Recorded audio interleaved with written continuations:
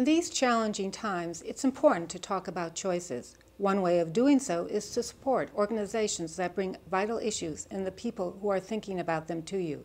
To keep these voices alive, won't you please consider making a donation to the Carnegie Council's annual fund? Your donation will directly support programs such as a video you are about to watch. It's easy. Visit carnegiecouncil.org and click on the button marked support. You'll be glad you did. Thank you. What you have in the Security Council is essentially senior diplomats working over and over again, day in and day out, to fashion compromises on whatever resolution or presidential statement or press statement the Security Council is working on. Now, many of these resolutions or press statements are of little value, I mean, speaking frankly. But they go through the process of negotiating them day after day. And when you combine that with the fact that countries generally send their diplomatic stars to represent them at the UN and on the Security Council, what you have in essence is a training ground for senior diplomats in the art of great power compromise. You have people like Madeleine Albright learning how to compromise day after day on the Security Council. She then goes on to become Secretary of State. Sergei Lavrov does this for 7 or 8 years at the Security Council, becomes Russian Foreign Minister. So it embeds a habit of compromise.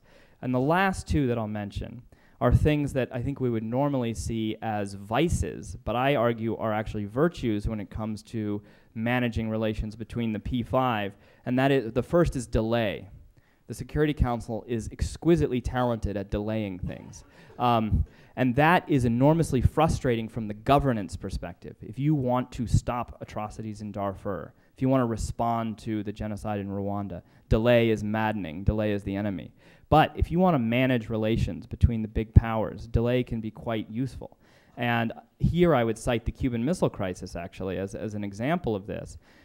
Dean Rusk, who was Kennedy's Secretary of State during the crisis, when he reflected back on the role that the UN played, said that the UN earned its pay for a long time during the Cuban Missile Crisis just by being there, holding debates, stringing out the issue. He said it's much less likely that countries were going to do things rashly. We're going to take rash actions because the Security Council slowed the pace of events. And if you look back at the Kennedy transcripts, the transcripts of President Kennedy and his inner circle during the Cuban Missile Crisis, several times you see President Kennedy saying, well, they're debating up in the Security Council today. Let's see how that goes. And so in essence, you have the Security Council acting as a brake on events, and that gives the major powers a little bit of time and space to help work out some compromise.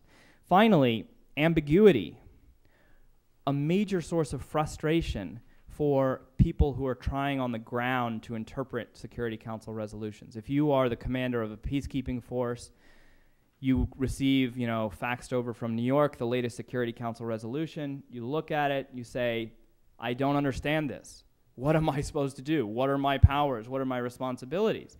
It's very frustrating from a governance perspective to have ambiguous Security Council resolutions. From the perspective of managing relations between the major powers, it can be quite useful. And here I would cite the 1967 and 73 Middle East wars, where the Security Council responded with resolutions 242 and 338, which are kind of famous resolutions in the history of the Middle East peace process. They were explicitly designed to be unclear. They were designed to have different meanings to different audiences. The Americans could say to Israel, we've protected your interests.